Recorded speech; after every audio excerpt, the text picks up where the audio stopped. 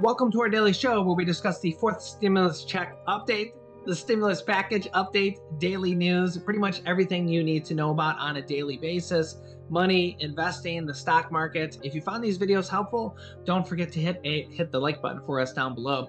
We got a lot to talk about here today. Several new things have come out, and actually the Biden administration, the president is working on. We actually talked about a couple of these here a few days ago, ironically.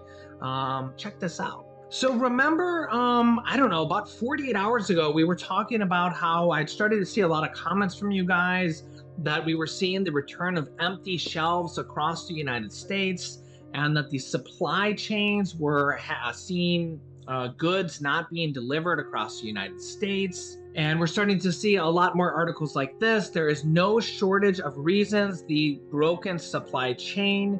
And we're starting to see, and I literally seen hundreds of comments from you guys down below in the comments saying, yeah, I am seeing a lot of stores in my area saying, we have a lot of things not being delivered. We have shortages of this, that, or the other thing in my area. Some people said, no, we're not having some supply chain shortages in my area, but a lot of people did say that, yeah, we literally have aisles that look like this picture here at my local grocery store or at my local Walmart. In fact, I actually had some comments of people saying, I work at a grocery store, or I'm a grocery store manager, or I work at a gas station, and we are having supply chain issues exactly like this. It's almost like a return of the pandemic from when they shut down, and there was kind of a run on the supplies like water and toilet paper and dry food and canned goods, and we're starting to see some of that right now.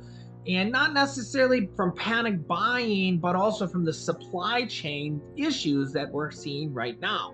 We also talked about this, again, just a few days ago, how gas prices hit a 7-year high and actually might be going a little bit higher because the prices of oil around the world are at an all-time, well, not an all-time high, but a 7-year high, as the prices of oil are trending above $80 a barrel worldwide. The prices of oil are trading worldwide on the stock markets worldwide, and that supply and demand affects the prices of oil, not only in the United States, but worldwide, and that, again, affects the prices of oil. Well, the Biden administration has, ironically, I just covered both of these stories here on the show within like the last 2 days or so. The Biden administration has just taken steps to try to alleviate both of these problems. Check this out. We'll start first with the supply chain issue, which is actually affecting almost every single state at this point. Check this out. And today we have some good news. We're going to help speed up the delivery of goods all across America. After weeks of negotiation and working with my team and with the major union retailers and freight movers, the Port of Los Angeles announced today that it's going to begin operating 24 hours a day, 7 days a week. This follows the Port of Long Beach's commitment to 24/7 that it announced just weeks ago.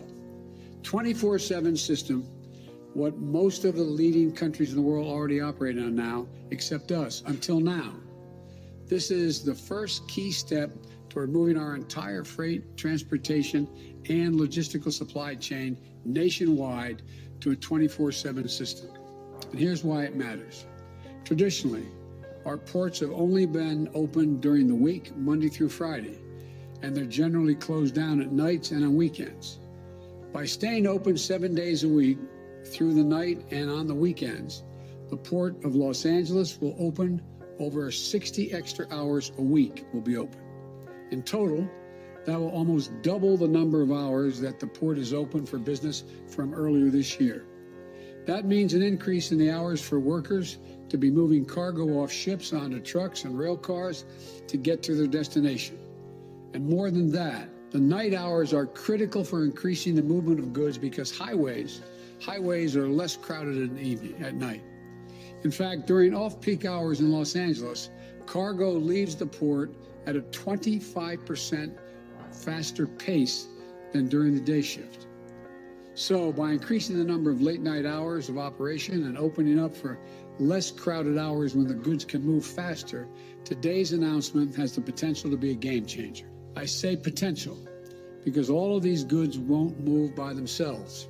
For the positive impact to be felt all across the country and by all of you at home, we need major retailers who ordered the goods and the freight movers who take the goods from the ships to factories and to stores to step up as well. These private sector companies are the ones that hire the trucks and rail cars and move the goods. On this score, we have some good news to report as well. Today, Walmart, our nation's largest retailer, is committing to go all in on moving its products 24/7 from the ports to their stores nationwide. Specifically, Walmart is committing as much as a 50% increase in the use of off-peak hours over the next several weeks. Additionally, FedEx and UPS, two of our nation's biggest freight movers, are committing today to significantly increase the amount of goods they're moving at night. FedEx and UPS are the shippers for some of our nation's largest stores, but they also ship for tens of thousands of small businesses all across America. Their commitment to go all in on 24/7 operations means that businesses of all sizes will get their goods on shelves faster and more reliably. So number one, this will be important because he just mentioned there, the Port of Los Angeles will be moving to 24/7 service. This will almost double the amount of time that they are open to address supply chain issues. I just looked this up that Los Angeles is the #1 largest port in North America, and Long Beach is the #2 second largest port in North America. He mentioned in that speech as well that Long Beach actually just moved to 24/7 service as well, right before Los Angeles committed to this as well. So both Los Angeles and Long Beach, the #1 and 2 largest ports in North America, have just moved to 24/7 service, where apparently before they were only open 9 to 5 Monday through Friday. So they're now open almost twice as much. Yeah, that's a big difference. So these supply chain shortages, if you've been watching the news or hearing about it, there's all these ships that are stuck out to sea in the West Coast. In the Pacific Ocean, there's literally dozens and dozens of container ships like this stuck out to sea with hundreds or even thousands of containers with that have been stuck out there for days or even weeks because the ports literally just are overrun and can't take it in because they're just full. So now with them being open twice as much, well, goods will move a lot faster. People will be able to get their goods faster. Stores will be able to get their goods faster. Small businesses will be able to get their goods faster. I mean, this is just literally good for our economy. So honestly think that there's no downside to this at all.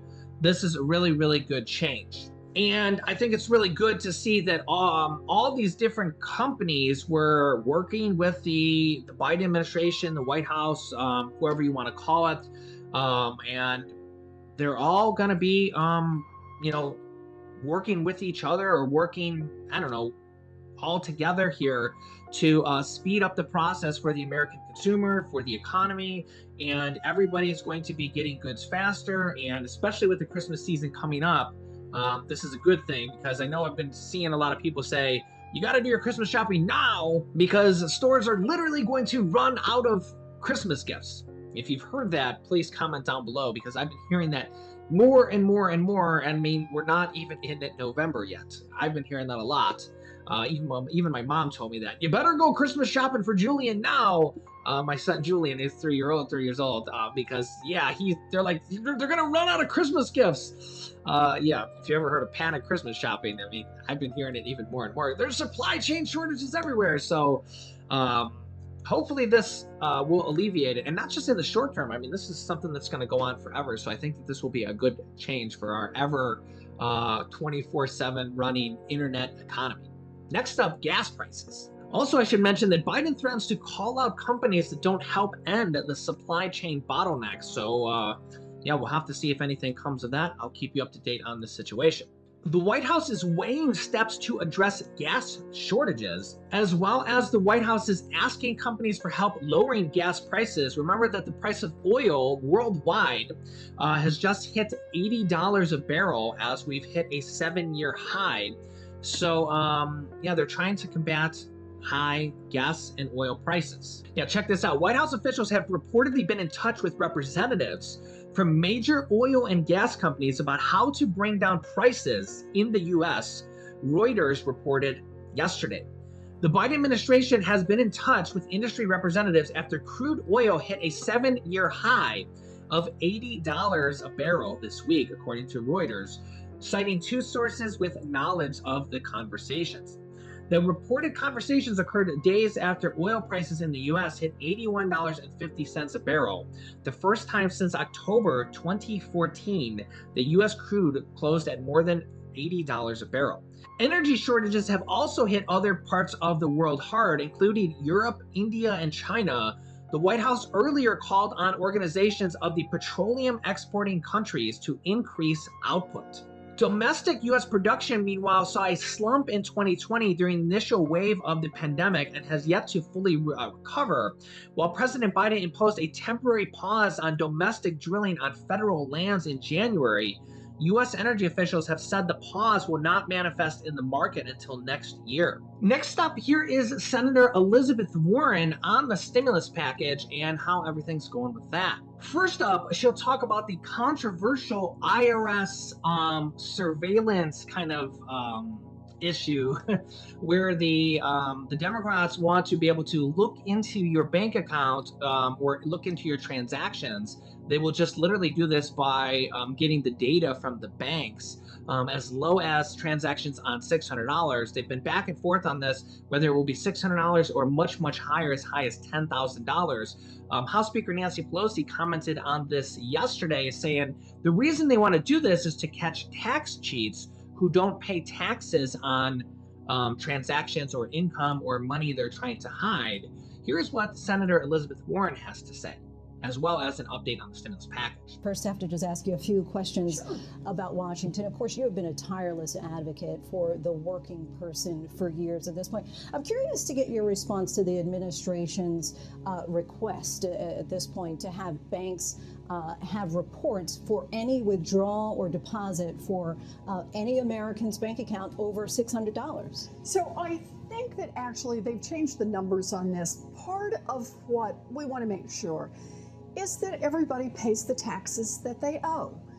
And most people do. Anybody who works for a living and gets a W-2 form, the government already receives a report on exactly how much money you made. But there is some concern that there are some people who are moving a lot of money in and out of their accounts in the banks without making proper reports to the IRS, or perhaps engaged in other kinds of activities. And so they just want to step up the level of information that the IRS has available. And I think that's reasonable. You just got to get the number right. And speaking of that muscle, many people have suggested that President Biden's agenda, or wish list, if you will, has really been overshadowed by the realities of that 50-50 split in the Senate, with Republicans relying on the filibuster. Now, as we are just a little over a year out from the midterm elections, what do you feel that Democrats must do in order to prove to the American people that they can effectively pass new legislation and govern? We need to deliver. Look, we've already done a big part of it. We got the vaccinations out, and they are now available to everyone, and that's great. We got those checks for $1,200 out that we promised we would do. We've gotten child tax credits out to families with children. But now we have our toes on the line to make big change. Think of it this way. More than 100 years ago, we started investing in America, in roads and bridges and sewers and water lines and public schools and colleges and universities, in order to build a more prosperous country, and it worked. But starting about 40 years ago, we really laid back on all that, while the rest of the world kept investing. Now here we are, 2021, we need to invest in childcare so daddies and mamas can go to work. We need to invest in increasing the wages of every child care worker and preschool teacher in America. We need to invest in home and community-based care. We need to invest in Medicare expansion to cover dental, vision, and hearing, and we need to take a big hit back at the climate crisis that's facing us.